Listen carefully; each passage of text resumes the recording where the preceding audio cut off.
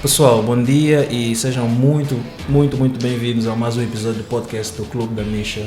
Eu sou o Tarcísio, vosso host, e como sempre é um prazer muito grande estar com vocês. Para o capítulo de hoje eu trouxe uma pessoa muito querida, eu conheço há pouquíssimo tempo, não é? Mas é uma pessoa que de muito fácil trato. É uma pessoa que eu admiro já, não é? Conheci há pouco tempo, mas já admiro. Primeiro pela força que ela tem, é uma verdadeira leoa, que tem uma dedicação tremenda por aquilo que faz e pronto, tem a minha admiração e meu carinho. Wanda de Oliveira.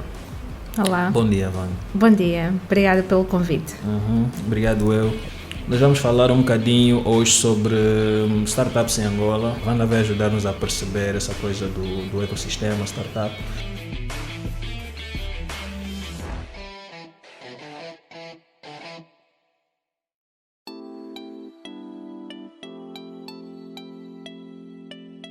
Mas para começar, Wanda, deixa-me perguntar, fala-nos sobre ti, Wanda de Oliveira, quem é, o que faz, como é que vais te apresentar para nós? Então, o meu nome é Wanda de Oliveira e então estudei a minha vida toda para seguir a carreira diplomática, tanto que o curso que eu fiz foi Relações Internacionais. Okay. E eu já tinha o meu objetivo traçado. O meu grande objetivo era ser a primeira mulher secretária-geral da ONU. Certo. Era esse o meu grande objetivo Uau. profissional, mas entretanto nos últimos anos da universidade fui incentivada, ou melhor, desafiada e desafiada por alguns colegas e também alguns professores que viam que eu tinha uma veia para business, não tanto no sentido empreendedor, mas business, e então fui desafiada a fazer um estágio numa multinacional em vez de seguir logo para a carreira diplomática. Então Certo. fui fazer esse estágio, correu muitíssimo bem, numa multinacional de investment consulting. Ok. E foi aí que eu descobri que tinha mesmo jeito para o negócio. Ou seja, o estágio fluiu bem, descobriste uma O estágio coisa... fluiu muito bem, tanto que no final do estágio acabaram por me oferecer um emprego nessa empresa. Uau. Era uma empresa alemã e depois deixei de lado o meu percurso diplomático, mas não me arrependo de todo. Então fui descobrindo que se calhar o que eu queria fazer era criar uma empresa. Claro. Então despedi-me do meu trabalho, 2 anos depois de estar nesta empresa, despedi-me e mudei de país para me juntar a uma organização que cria ecossistemas startups, basicamente, e é aí onde começa o meu percurso. Isto foi em 2012. Mudaste de país para país? Então, eu estava em Portugal, mudei-me para a Áustria, Ok. mais propriamente Viena, Ok. uma cidade fantástica. Então, mudei-me para Viena, juntei-me a uma organização que o objetivo deles era criar ecossistemas startups na Europa. Estamos em 2012, só Certo. para contextualizar. Então, havia já aquele hype de Silicon Valley, então queríamos criar o Silicon Valley da Europa. E foi uma ótima experiência estar em Viena, e porque também tive a oportunidade de viajar por outras cidades pela Europa. No perímetro. E passei um dos países onde tinha muito contacto era o Reino Unido e a Alemanha, os dois dos países, melhor dizendo, Reino Unido e Alemanha, e eu fiquei apaixonadíssima pelo startup scene em Londres, pela cena startup em Londres. Berlim também era fantástico, mas Londres para mim era mais fácil só pela questão da língua. Eu não falo alemão. Pois, eu estou aqui a Apesar de ter trabalhado numa empresa alemã, percebo um bocadinho, mas não falo alemão. A jornada toda alemão. na Áustria foi em inglês? Não... A minha jornada toda na Áustria foi em inglês, até porque ok. a minha equipa era uma equipa bastante internacional, era formada por austríacos, alemães, americanos, ingleses, Uma força multicultural. então, e o nosso trabalho era feito em inglês, porque o nosso objetivo era conectar, não só criar sistemas, ecossistema startup local, mas conectá-los ao resto do mundo. Ok. Então, inglês era a língua de trabalho, era muitas das vezes a língua de convívio entre nós, claro, porque estando na Áustria ou na Alemanha é a primeira oportunidade, eles vão falar em alemão, por isso tenho várias influências nesse aspecto. Os livros, quais foram os mais influentes? Se tivesse que mencionar uns 2, 3 títulos. São tantos livros. Pelo menos os primeiros que te puseram nessa jornada. Um deles é de um senhor, foi talvez o primeiro livro que me influenciou a prestar mais atenção ao que se passava em termos de empreendedorismo e inovação. É de um senhor chamado Peter Drucker, e o título do livro é exatamente Entrepreneurship Empreendedorismo e Inovação. Certo. E ele é uma pessoa que teve uma grande influência neste pensamento de pensar como criar melhores empresas e inovar. Um outro senhor que eu também gosto muito é o Steve Blank, e também aconselho vivamente, recomendo vivamente ler os livros deles, em particular o 4 Passos para a Epifânia.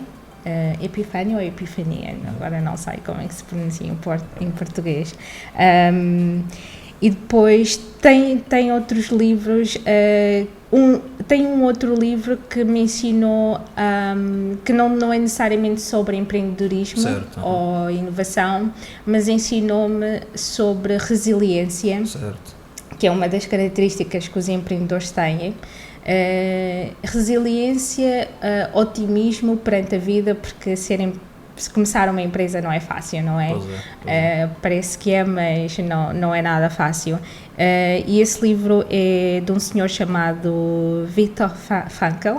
É um senhor que sobreviveu ao Holocausto. E o título do livro é, deixa-me pensar a tradução em português, que eu li o livro em inglês, é O Homem à Procura de Significado, se não me engano, esse é Man's Search for Meaning. Okay. É polaco?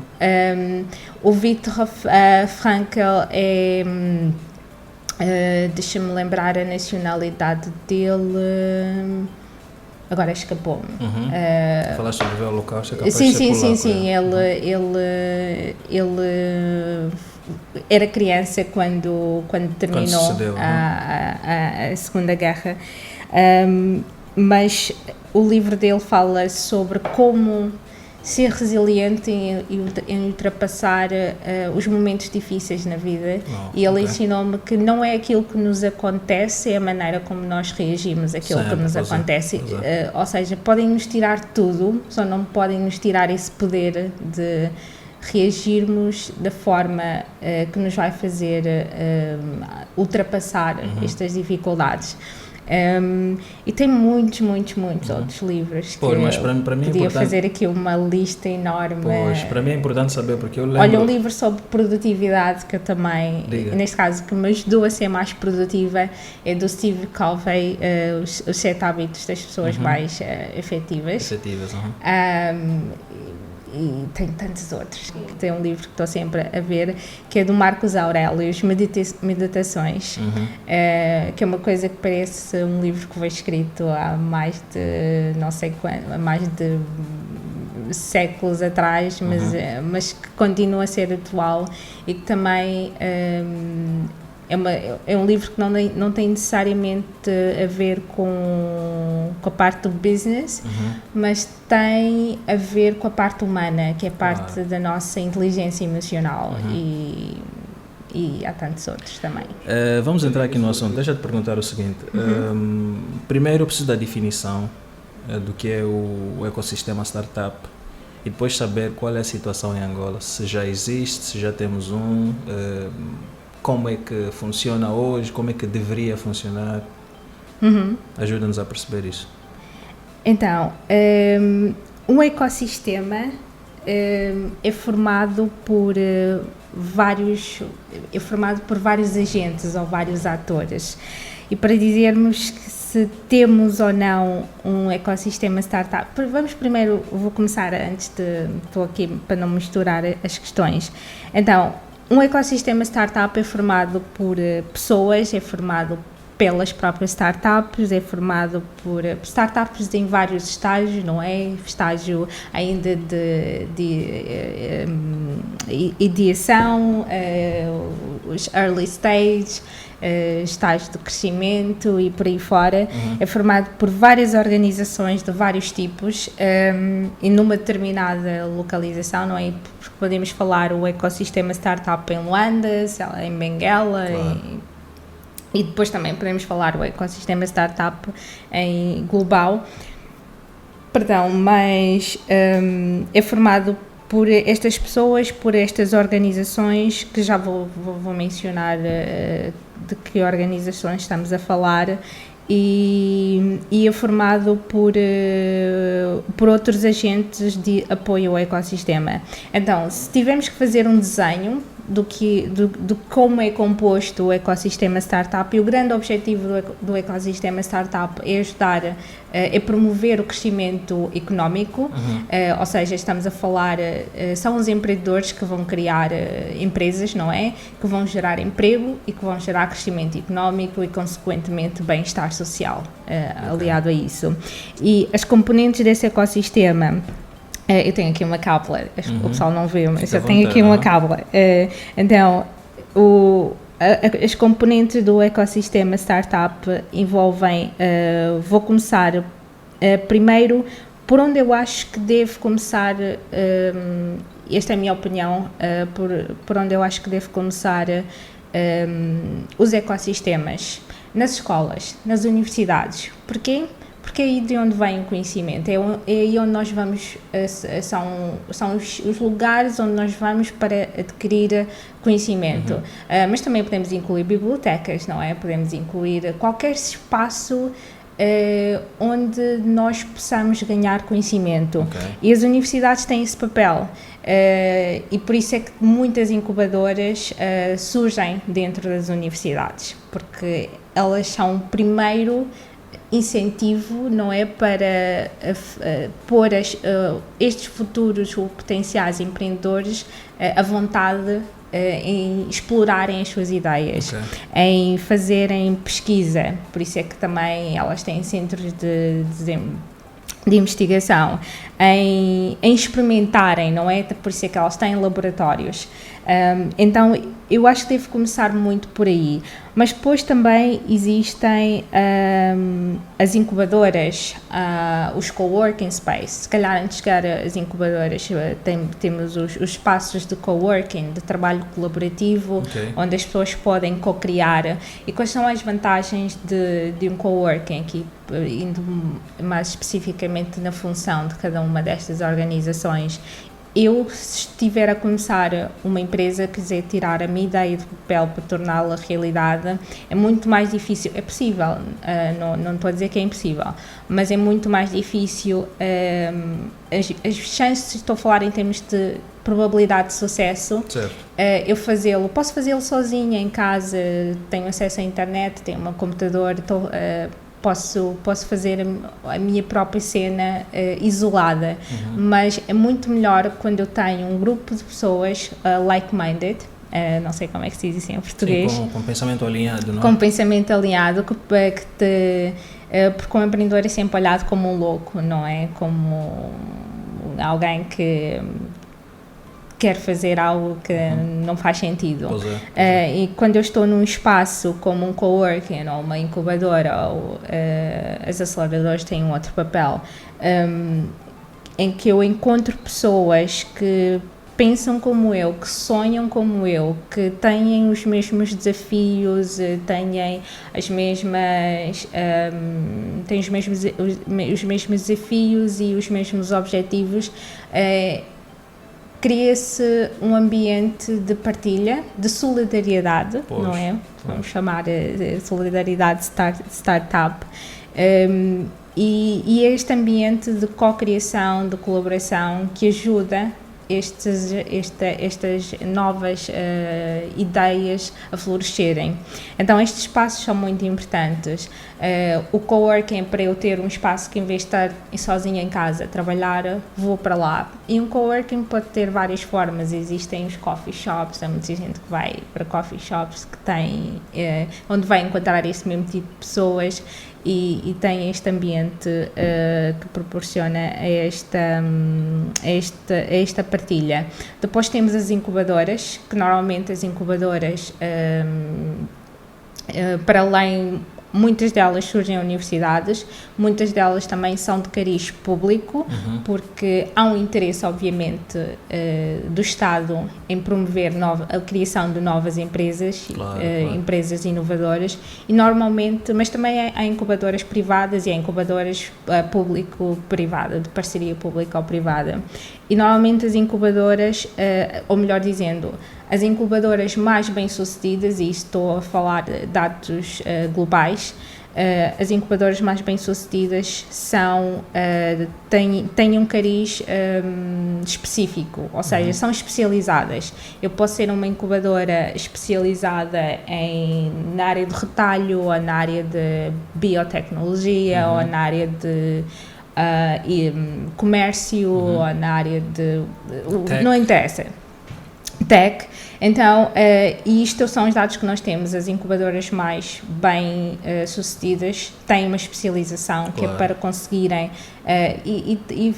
faz sentido porque é mais fácil fazer a ligação com um determinado setor da indústria, e mais fácil dar o apoio efetivo aos empreendedores ou às empresas que lá estão incubadas, não é? Porque uma incubadora é muito mais que um espaço de escritório e serviços de impressão e coisas. Estamos a falar de criar uma rede de mentores, estamos a falar de criar parcerias estratégicas com entidades públicas e privadas, com a própria indústria. Então, tem esta missão. E as aceleradoras têm uma missão também específica, que é já num estado... E deixa-me só acrescentar aqui uma coisa em relação às incubadoras. Normalmente, claro, uma empresa pode estar incubada durante, sei lá, até 4, 5, 6, 7 anos, até conseguir ter pernas para andar fora da incubadora. O termo incubadora é muito self-explanatory. Exatamente. E depois, as aceleradoras normalmente são programas de aceleração. O que é que isso quer dizer? Normalmente são programas de aceleração que vão desde uma coisa tão curta como 1, 2 semanas até... Normalmente as aceleradoras são programas de 3 a 6 meses, no máximo. Há algumas muito raras que são programas de aceleração de 1 ano, mas isso já é demasiado. Porquê? Porque o objetivo do programa de aceleração, tal como a própria palavra diz, é acelerar. Estamos a falar, e há vários tipos de aceleração, e por acaso nós aqui em Angola já temos um programa de aceleração, que é o Founder Institute, que é exatamente o primeiro estágio. Aliás, é um programa de pré-aceleração, ou seja, é para pegar em empreendedores, ou melhor dizendo, potenciais empreendedores, porque eles ainda não criaram a sua empresa, para ajudá-los desta ideia. Eles podem vir com uma ideia que precisa de ser desenvolvida no negócio, e o Founder Institute é o maior programa de pré-aceleração do mundo, que agora tem um capítulo em Luanda. Então, os programas de aceleração têm esse objetivo específico de ajudar estas startups em diferentes estágios, seja no estágio inicial, como é o caso do Founder Institute, como no estágio já de crescimento, como por exemplo um dos mais conhecidos é o IC Combinator, que é um dos programas mais famosos do mundo, com sede em Silicon Valley, mas tens outros, tens o Launchpad, que não é este Launchpad, mas que também é um dos programas de aceleração também bastante reconhecidos. Tens o Mass Challenge, que tem também várias edições em diferentes países. E tens muitos outros, estou só aqui a mencionar alguns que se calhar são mais conhecidos também a nível global.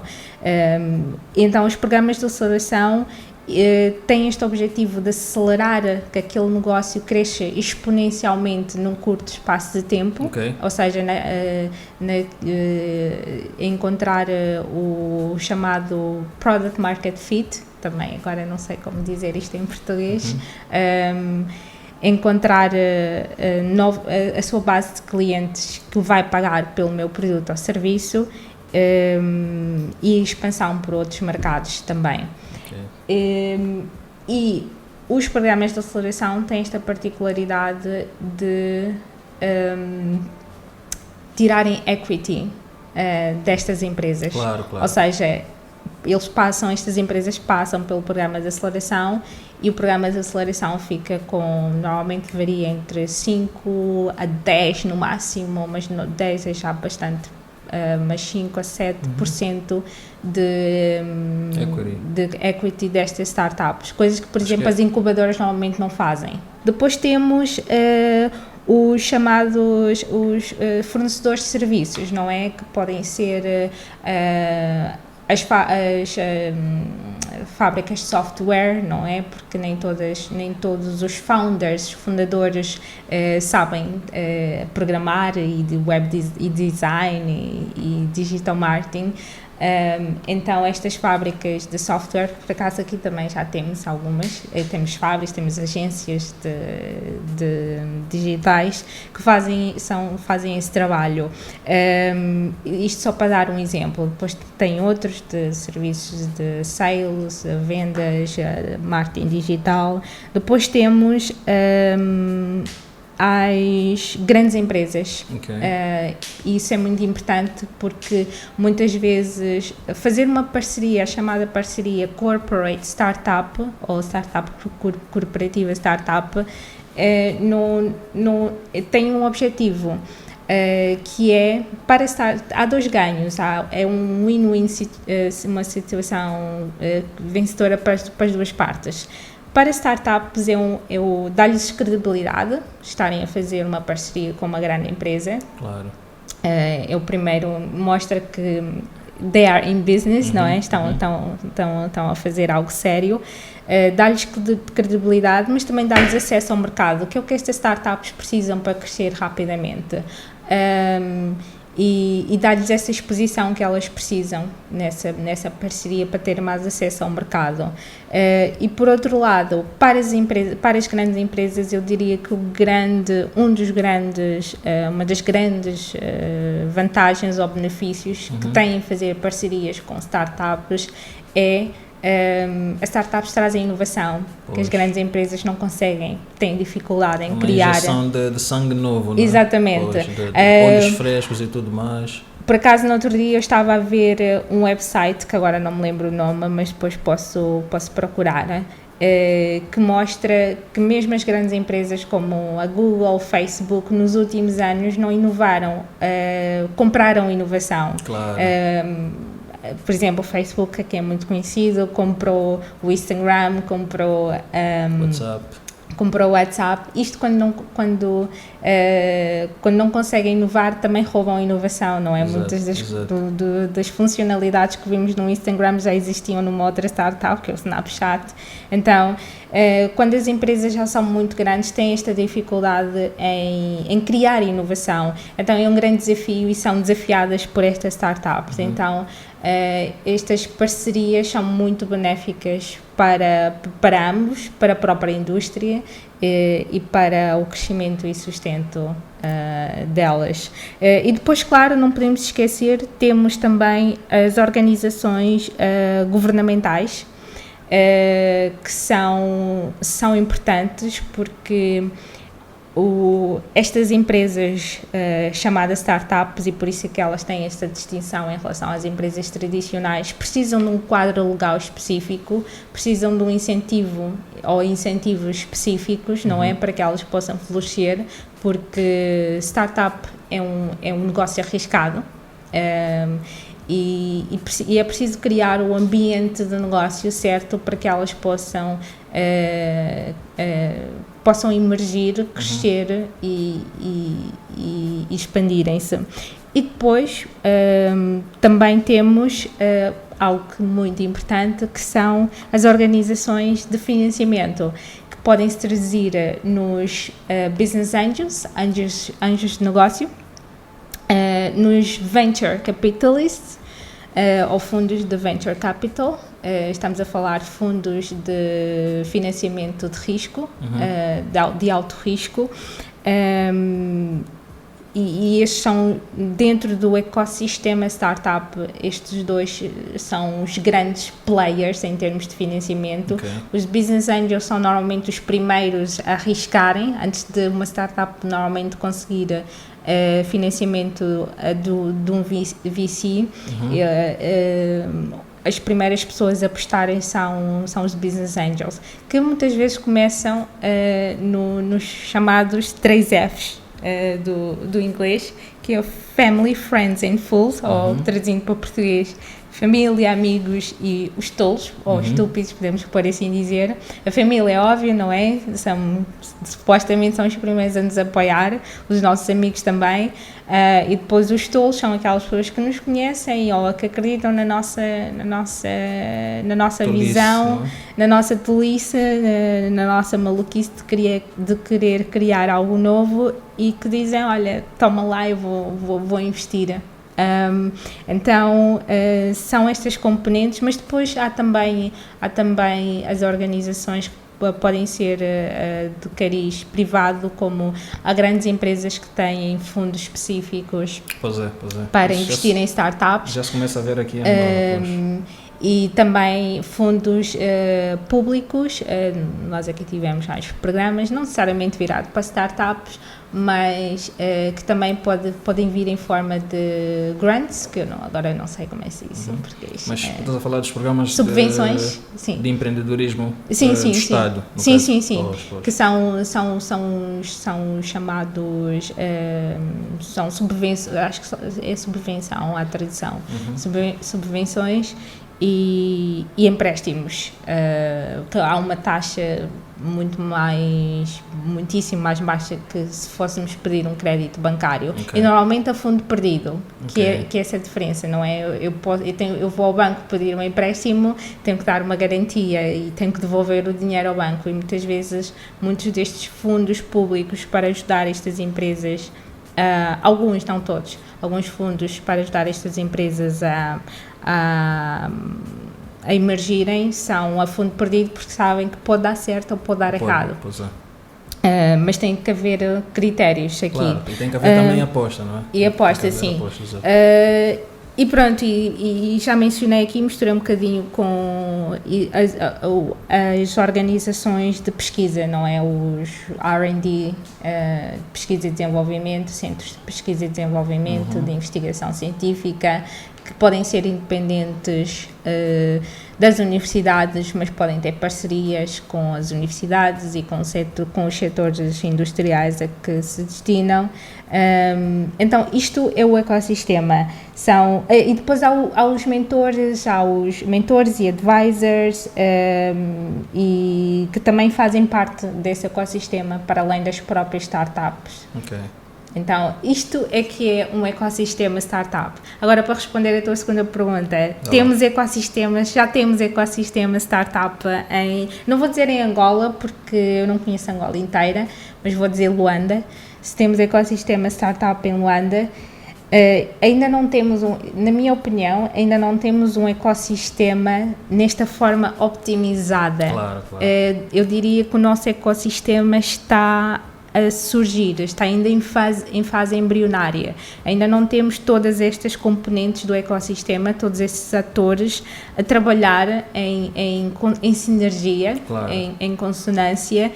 Ainda nem existem todos estes atores, na minha perspectiva, no nosso contexto, e por isso não posso dizer que já temos um ecossistema. O termo ecossistema, startup, até pela etimologia do termo, dá uma ideia. Eu tinha até agora, conseguia definir por termos gerais o que é, mas depois desse banho de conhecimento que nos deste, a minha percepção mudou completamente. Então acho que essa é a ideia do nosso canal, é exatamente gerar conhecimento concreto e bem fundamentado. Então tu levantaste aqui muitos aspectos que eu não conhecia. Eu estou a tomar nota as we go.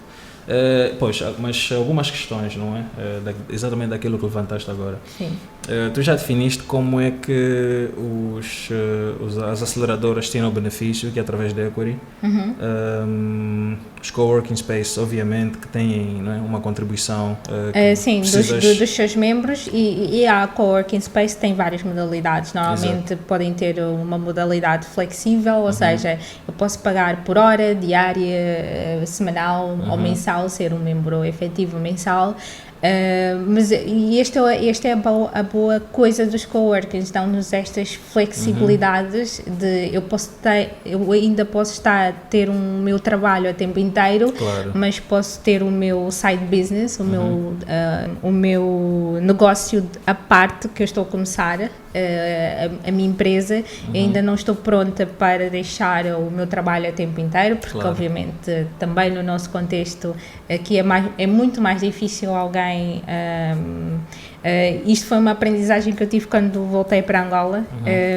Foi olhar e ver que noutros contextos onde eu trabalhei, nomeadamente na Europa, é muito mais fácil para um jovem ou alguém de qualquer idade deixar o seu trabalho, não é? Quit, despedir-se para começar uma empresa. Aqui é muito mais difícil porque não há aquele safety net, não há aquela rede de segurança social dos fundos e é muito mais difícil as pessoas conseguirem fazer poupanças para poder dizer, ok, eu vou fazer um plano que daqui a X meses eu vou acumular X valor e vou poder despedir-me para dedicar-me 100% à minha ideia. O nosso contexto é diferente, aqui temos logo que começar o nosso negócio a pensar como é que vamos fazer dinheiro, começar aqui uma startup, principalmente uma startup tecnológica, não é tão fácil como lá fora, no sentido que lá fora eu estou mais interessada em primeiro crescer a minha base de utilizadores e depois é que vou pensar em procurar retorno financeiro. Mas aqui o contexto é muito mais difícil e nós estamos a passar por isso dentro da Bantu Makers, por isso. E tem também o aspecto cultural, né? Porque aqui ainda também não sinto que temos ecossistema startup, é que para além destas componentes físicas que são tangíveis, que nós conseguimos ver do ecossistema, há outras componentes que são intangíveis, e acabaste de mencionar esse aspecto, que é, nós aqui ainda no nosso contexto temos uma intolerância ao fracasso muito grande. A taxa de intolerância ao fracasso é muito grande, no sentido de, se eu ir começar uma empresa hoje e ela não der certo, aliás, as startups têm uma taxa de mortalidade de mais de 95%, se não der certo, eu vou ser olhada como uma fracassada, uma falhada, e vai ser muito, e as pessoas não vão olhar para mim como alguém...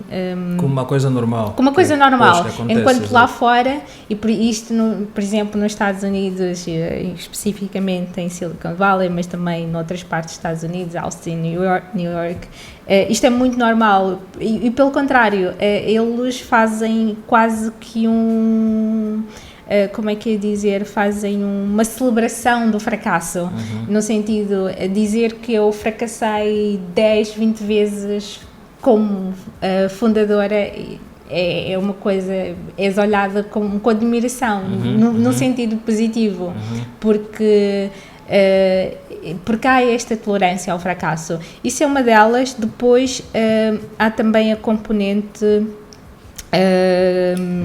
que também tem a ver com este aspecto cultural, que não há incentivo para as pessoas seguirem esta alternativa de carreira, que é seguir a carreira como empreendedor, como para começar a sua empresa, não é? Os nossos pais dizem-nos, estuda para depois teres o diploma, arranjares um trabalho numa grande empresa pública ou privada, no Estado ou privada, e fica lá para o resto da tua vida para poderes ter estabilidade financeira, comprares uma casa, constituir família e blá blá blá blá blá blá.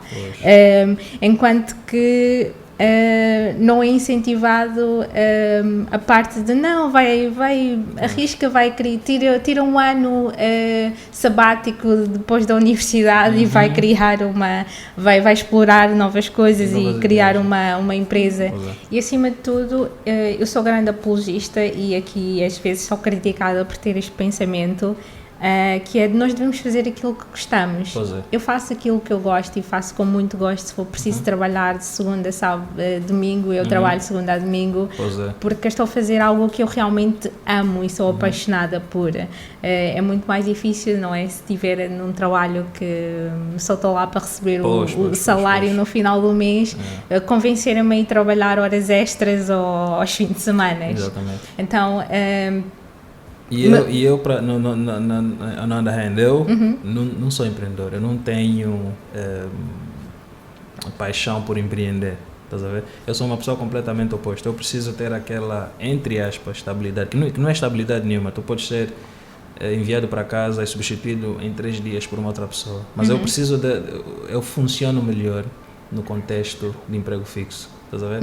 Então nós somos duas pessoas. E nós precisamos de todo exatamente, somos tipo duas pessoas que pensam diferente. Por exemplo, para ti no trabalho formal não é ideal. Para mim, empreender, aquela coisa de saber hoje tenho, amanhã como é que vai ser, hoje trabalhei 2 horas, amanhã posso trabalhar 16 horas. Esse formato para mim cria um bocadinho de desconforto, mas é exatamente o que estamos a falar, não é? E diz-me, como é que as incubadoras te beneficiam? Já falaste do benefício das aceleradoras, dos coworks, e o que é que as incubadoras ganham, passa o termo, por incubando as startups? As incubadoras muitas vezes depende do business model, do modelo de negócios que estão a seguir.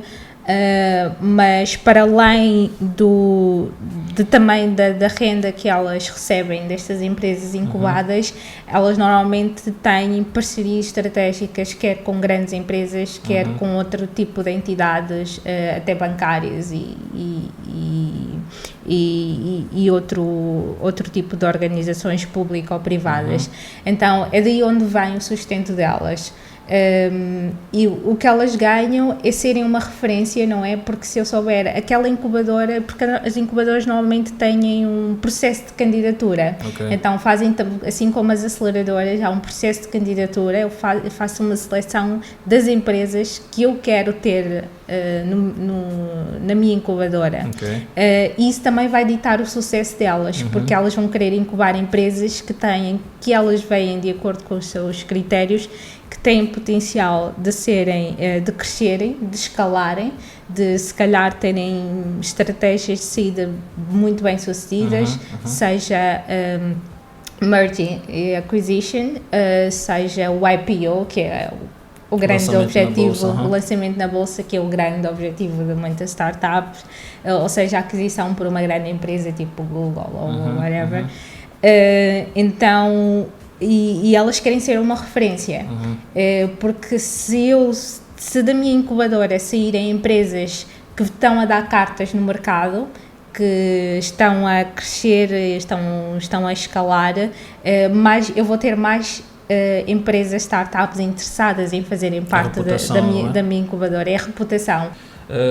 Pois, como disse, foi uma introspeção, foi muito, muito interessante, né? Nós começamos com as escolas e universidades, passamos pelos espaços co-work, depois incubadoras, aceleradoras, provedoras de serviços, depois as grandes empresas, ONGs, instituições para suporte financeiro, depois passamos para os fundos privados e públicos e depois centros de pesquisa. Ou seja, fizemos aqui um tour muito interessante. Agora, Wanda, deixa-me perguntar, vamos falar um bocadinho sobre metas financeiras e veículos. Tu tens essa é uma pergunta muito, não é? Eu não sei se vais partilhar connosco, mas... Podes perguntar tudo. A mim só cabe perguntar. Tu tens alguma meta financeira? Essa conversa está a ser nesse momento uma oportunidade tremenda para conhecer-te melhor e eu, pronto, está a ser uma experiência muito agradável para mim. Estou a perceber exatamente como é que são as tuas ideias e pronto, vim aqui com um objetivo e estou a sair vim aqui buscar uma coisa, estou a sair com as mãos cheias. Mas, então, isso para dizer que imagino que tens objetivos com outras características, por exemplo, a pessoa que queres se tornar um dia, a influência que queres ter sobre as outras pessoas, a tua missão, não é? Eu imagino que sim, mas eu estou a perguntar metas financeiras. Tens alguma? E vais precisar provavelmente falar sobre a missão e o propósito que acompanham essa meta. Deixa eu ver se eu percebi a pergunta. A meta financeira em termos Números. Quão rica eu quero ser? Ok. Exatamente. Eu acho que posso atrevo-me aqui a sonhar que desde criança sempre me vi como uma bilionária. Ok. Embora nem sequer tivesse noção do que é. O que é que significa billions, mas tive sempre essa noção porque as minhas ideias foram sempre, eu penso em grande, não minto, e sou uma pessoa ambiciosa e trabalho para que as minhas ações match, não sei como é que se diz em português, que as minhas ações vão de encontro às tuas metas, vão de encontro às minhas isso ambições. É Eu acho que é importante porque falar é fácil, fazer é outra coisa. Mas também queria reiterar aqui que eu não faço as coisas por dinheiro e eu aprendi isso pela minha própria experiência profissional, porque eu comecei o meu primeiro emprego logo a sair à universidade. Eu tive, vou dizer sorte, mas entre aspas, porque eu não gosto muito de usar a palavra sorte porque pode ser interpretado de outra forma. Para mim sorte é quando a preparação encontra a oportunidade. Mas nunca tive, sou uma pessoa afortunada porque nunca passei por grandes dificuldades Uhum. financeiras, no sentido de pobreza. Okay. E apesar de nunca ter também grandes luxos, mas também não sou muito virada para grandes luxos em termos materiais, aprendi durante o meu percurso profissional ao sair da universidade a ter um emprego bem pago, e uma das razões que eu me despedi desse meu primeiro emprego naquela multinacional que trabalhei foi porque foi numa fase em que estava para ser promovida. E ia ganhar mais, mas também ia ter mais responsabilidades. E eu já tinha uma boa vida, por assim dizer. E depois reparei que parei um momento para pensar que se eu aceitasse aquele desafio novo, daquela promoção, mais responsabilidades, isso é fantástico, mas ao mesmo tempo pensei, não é o dinheiro, tenho que fazer algo que eu gosto. E eu já estava a ficar, apesar de trabalhar num ambiente fantástico, com uma equipa fantástica, eu queria mais no sentido não monetário, mas queria mais no sentido experiências, encontrar o teu ter caminho. Impacto, fazer algo que eu acredito que agrega valor, mas que eu sinto que é a minha paixão lá. Claro. no fundo, e não é só...